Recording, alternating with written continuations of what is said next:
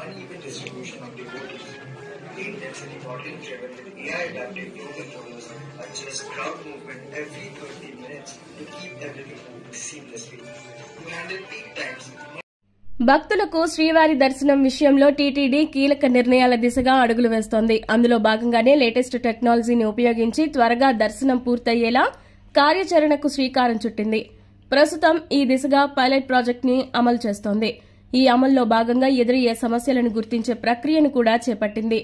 ఇబ్బందులు లేకుండా అమలు చేసేందుకు అధ్యయనం చేస్తోంది. ఎలాంటి సమస్య లేకుండా పూర్తి స్థాయిలో అమలు చేయాలని డిసైడ్ అయింది.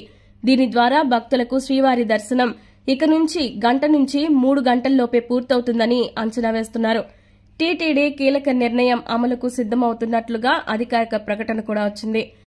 భక్తులకు ఆర్టిఫిషియల్ ఇంటెలిజెన్స్ సాయంతో దర్శనం టోకెన్ పొందడం, తిరిగి వైకుంఠం క్యూ కాంప్లెక్స్ లోకి ప్రవేశించేందుకు ఫేస్ రికగ్నైజేషన్ ఎంట్రీ విధానాన్ని తీసుకురావాలని నిర్ణయించారు.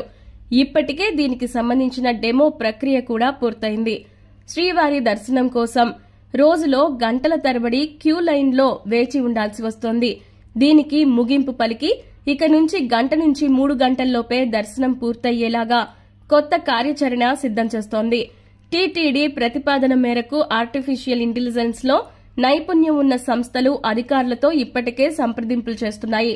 2 సంస్థలు ఇప్పటికే తమ ప్రతిపాదనలను టీటీడీ ముందుంచాయి. ఏఐ విధానం అమలుపైన కూడా తమ ప్రెజెంటేషన్ ఇచ్చాయి. దీని ద్వారా భక్తుల కోసం ఫేస్ రికగ్నైజేషన్ రికార్డుతో పాటు కియోస్కీ మిషన్ స్లిప్ జనరేట్ చేసేలా కొత్త విధానం కూడా అందుబాటులోకి తీసుకొస్తున్నారు.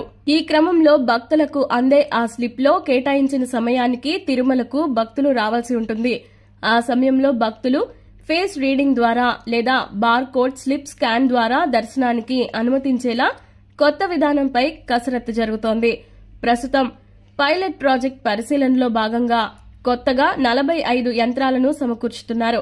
పూర్తి స్థాయిలో అధ్యయనం జరిగిన తర్వాత అమల్లో ఎదురైన ఎన్ని అంశాలను పరిగణలోకి తీసుకోవాలి, అలాగే అమలు చేయాలి అనే విషయంపై టీటీడీ ప్రణాళికలు సిద్దం చేస్తోంది.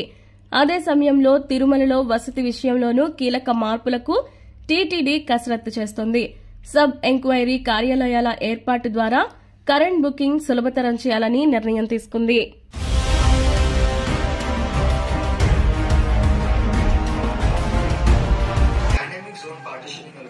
segment queues into AI-optimized zones, ensuring uneven distribution of devotees. Lead density modeling driven with AI-adaptive flow controllers adjust crowd movement every 30 minutes to keep everything moving seamlessly. To handle peak times,